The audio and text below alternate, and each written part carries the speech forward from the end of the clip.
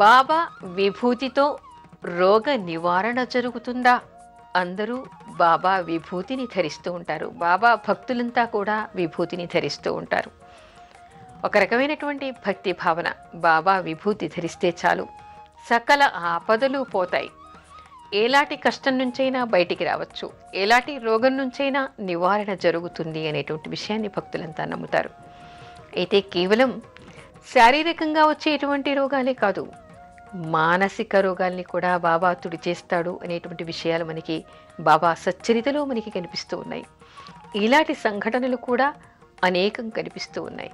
ఒకసారి ఆత్మారాముడు అనేటువంటి వ్యక్తి భార్య భర్తతో కొట్లాడి పుట్టింటికి వెళ్ళిపోయిందిట. చాలా కాలం అక్కడే ఉండిపోయింది. భర్తతో విభేదాల వల్ల మళ్ళీ రాలేదు. అతను వెళ్ళి బాబా దగ్గర చెప్పుకున్నట్ట, సంసారంలో గొడవలు జరుగుతున్నాయి, ఆవిడ పుట్టింటికి వెళ్ళిపోయింది అని. ఇంకేముంది, బాబా ధునిలోని కొంత భస్మాన్ని ఇచ్చేట. ఆ విభూతిని ఆవిడకి పంపించాడు. బాబా విభూతి కదా, ఆవిడ మాత్రం దాన్ని పెట్టుకుందిట. పెట్టుకున్న తర్వాత వెంటనే ఆవిడ భర్త దగ్గరికి వచ్చేసిందట. భర్త దగ్గరికి తిరిగి వచ్చిన తర్వాత ఆవిడ చెప్పినటువంటి విశేషాన్ని వింటే మనకి ఆశ్చర్యం కలుగుతుంది. ఏ ఆడపిల్లకైనా పుట్టిల్లు శాశ్వతం కాదు, ఇదే నా ఇల్లు, నేను ఇక్కడ ఉండాలి, ఎలాంటి కష్టసుఖాలైనా నా భర్తతో పంచుకోవాలి అనేటువంటి మాటలు మాట్లాడిందిట. అంతకుముందు తీవ్రంగా కొట్లాడి వెళ్ళినటువంటి మనిషి వెంటనే తిరిగి వచ్చి ఇదే నా ఇల్లు, పుట్టిల్లు శాశ్వతం కాదు అంది.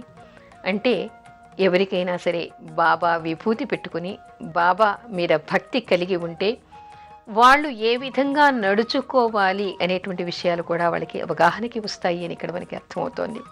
ధర్మం ఏమిటి, ఏ మనిషైనా ఎక్కడ ఉండాలి, ఎలాంటి కార్యనిర్వహణ చేయాలి, ఏది ధర్మం, స్త్రీలు ఏ విధంగా నడుచుకోవాలి, పురుషులు ఏ విధంగా నడుచుకోవాలి, అలాంటి విషయాలన్నీ కూడా బాబా వాళ్ళకి బోధ చేస్తూ ఉండేవాడు.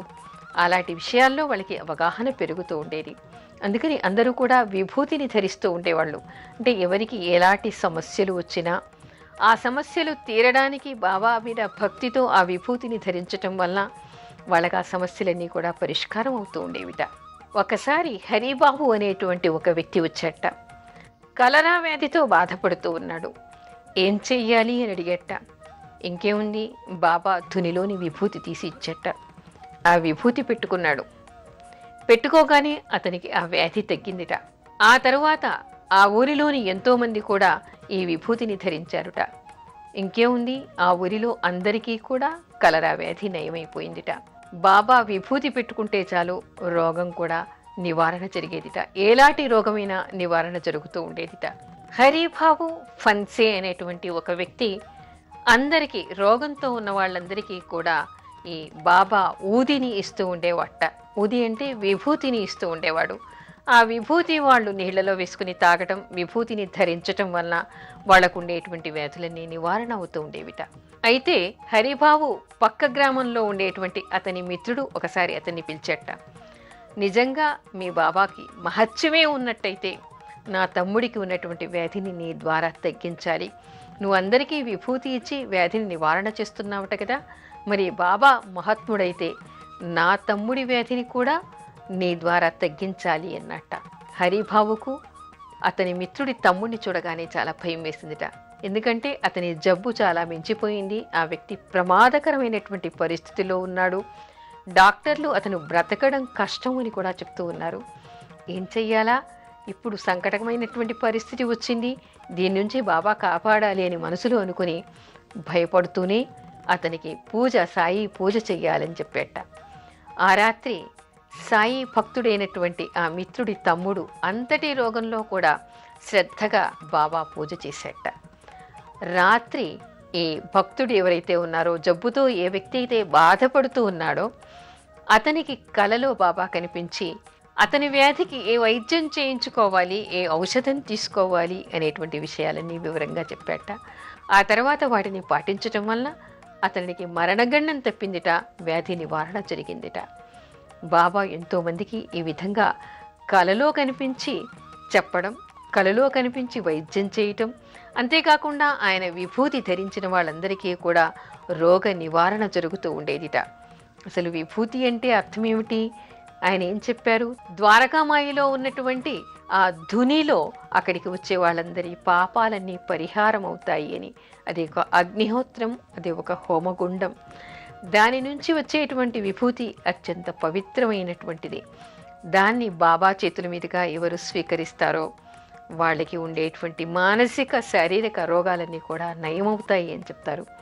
ఇప్పటికీ ఎన్నో దేవాలయాల్లో సాయిబాబా మందిరాలు ఎక్కడ ఉంటే అక్కడ మనకి ధుని కనిపిస్తూ ఉంటుంది. ఆ ధునిలో మనం వేసేటువంటి పదార్థాలన్నీ కూడా మనలో ఉండేటువంటి పాప పరిహారాన్ని చేస్తూ ఉంటాయి.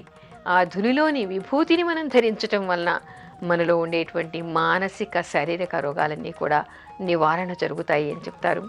అందుకని బాబా మందిరాల్లో ఎక్కడ చూసినా కూడా మనకి ప్రతి మందిరంలో కూడా ధుని కనిపిస్తూనే ఉంటుంది.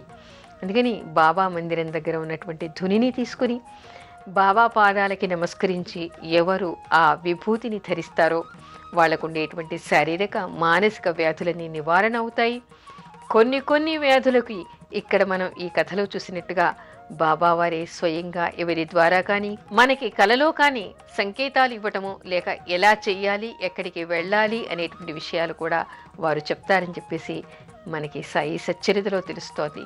అందుకని ఏ భక్తులైనా సరే భగవంతుణ్ణి మనస వాచ కర్మణ నమ్ముకుని అన్యథా శరణం నాస్తి అని పాదాల దగ్గర మన జీవితాల్ని పెట్టి మనము సరైనటువంటి మార్గంలో, ధర్మ మార్గంలో నడుస్తామో భగవంతుడి రక్షణ ఎప్పుడూ ఉంటుంది.